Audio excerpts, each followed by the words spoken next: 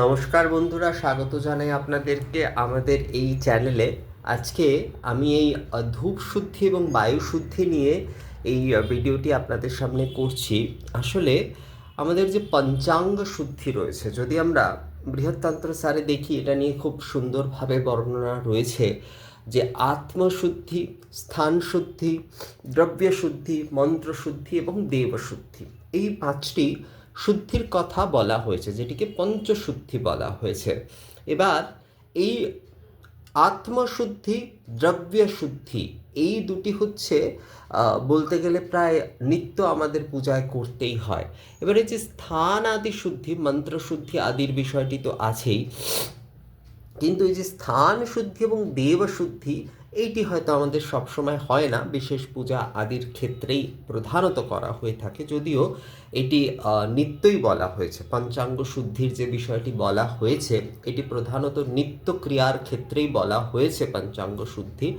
কিন্তু আমি এই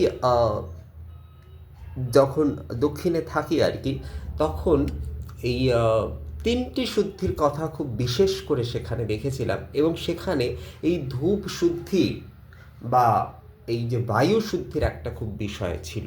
সেখানে প্রধানত যারা শৈব ছিলেন, এই যে বায়ু শুদ্ধি এবং ধূপ শুদ্ধির বিষয়টা কিন্তু তাদের মধ্যে খুব বিশেষভাবে প্রচলিত। এক তো হচ্ছে সেখানে আত্মশুদ্ধি, এবং তার সাথে সাথে হচ্ছে সেখানে এই যে মানে দ্রব্য আদি শুদ্ধি এবং এই বায়ু এবং ধূপ শুদ্ধি, সেটাকে তারা একসাথে দেখতেন।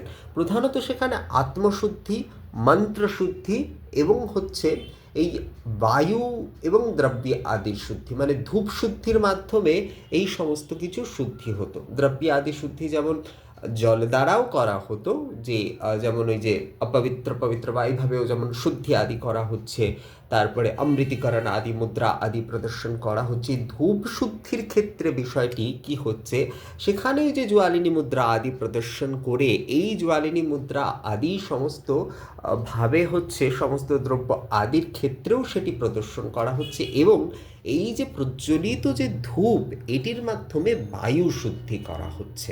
এটির মাধ্যমে কিন্তু বায়ু শুদ্ধি করা হচ্ছে। আসলে আমাদের যে বায়ু, প্রাণবায়ু বা এই আমাদের যে বায়ু, ধূপই কিন্তু তারই প্রতীক। তো এই যে বায়ু শুদ্ধির যে বিষয়টি, সেটি কিন্তু এই ধূপ শুদ্ধির মাধ্যমে, অর্থাৎ ধূপ মাধ্যমে করা হচ্ছে। এবং এই বায়ু যখন শুদ্ধ হয়ে যাচ্ছে, তখনই কিন্তু সমস্ত কিছু শুদ্ধ। এই যে যেমন শ্রীরামকৃষ্ণদেব বলতেন যে গঙ্গার হাওয়া যতদূর অবধি বয়, ততদূর অবধি কিন্তু সব কিছু শুদ্ধ। অর্থাৎ এই যে গঙ্গার হাওয়া কিন্তু সমস্ত কিছুকে পবিত্র করে দিচ্ছে। ঠিক সেই রকম এই যে ধূপাগ্নি দ্বারা প্রজ্বলিত যে যজ্ঞে ধূপের যে ধূম, সেটিও কিন্তু সমগ্র যে পূজার যে পরিবেশ, এবং পূজা সেটি বিশেষ পূজা হোক, নিত্য পূজা আদি হোক, যে পূজার ক্ষেত্রেই হোক না কেন, সেটি কিন্তু বায়ুকে শুদ্ধ যখন করছে, তখন তার চারপাশের সমস্ত কিছুকেই কিন্তু শুদ্ধি করে দিচ্ছে। বিশেষ করে স্থান শুদ্ধি আদি সেটির মাধ্যমে কিন্তু হয়ে যাচ্ছে, এবং দ্রব্য শুদ্ধিও এক প্রকার সেইভাবে হচ্ছে। এটিকে দ্রব্য শুদ্ধির মধ্যেই ধরা হচ্ছে, মানে এই যে বায়ু শুদ্ধি এবং যে ধূপ শুদ্ধির যে বিষয়টি, এটি প্রধানত দ্রব্য শুদ্ধির মধ্যেই আসছে। কিন্তু এই ধূপ শুদ্ধি এবং বায়ু শুদ্ধির পরে অন্যান্য সমস্ত যা কিছু শুদ্ধি আছে, সেটি কিন্তু হয়ে যাচ্ছে। তো এই কারণেই, কারণ বায়ু যদি শুদ্ধ হয়, আমরা যদি বলি না যে বায়ুই শুদ্ধ নয়, এখানকার বায়ুই অশুদ্ধ, সে কারণে বায়ু পরিবর্তন করতেও মানুষ যেতেন। তো বায়ু শুদ্ধি যেখানে হয়ে যাচ্ছে, সেখানে সমস্ত কিছুই কিন্তু শুদ্ধ, অর্থাৎ পিউরিফাই এক প্রকার। আমরা এই যে এখন তো নানান রকম কোম্পানিও এয়ার পিউরিফাই বের করেছে, তো বায়ু শুদ্ধি একটা খুব গুরুত্বপূর্ণ বিষয়। যে আমার পূজা আদির স্থলে, সেখানে যদি বায়ুই শুদ্ধ না থাকে, আমার চারপাশের বায়ুর মধ্যে, সেই বাতাবরণের মধ্যে যদি সেই শুদ্ধতার ভাব না থাকে, তবে কিন্তু কখনোই সেখানে পূজার পরিবেশটি খুব সুন্দর হয় না। তো সেই কারণে বায়ু শুদ্ধি কিন্তু একটা খুব গুরুত্বপূর্ণ বিষয়, এবং এই বায়ু শুদ্ধি হবে কি মাধ্যমে? বায়ু শুদ্ধি হবে এই ধূপ শুদ্ধির মাধ্যমে। তো বায়ু শুদ্ধি এই ধূপ শুদ্ধির মাধ্যমেই করা হয়।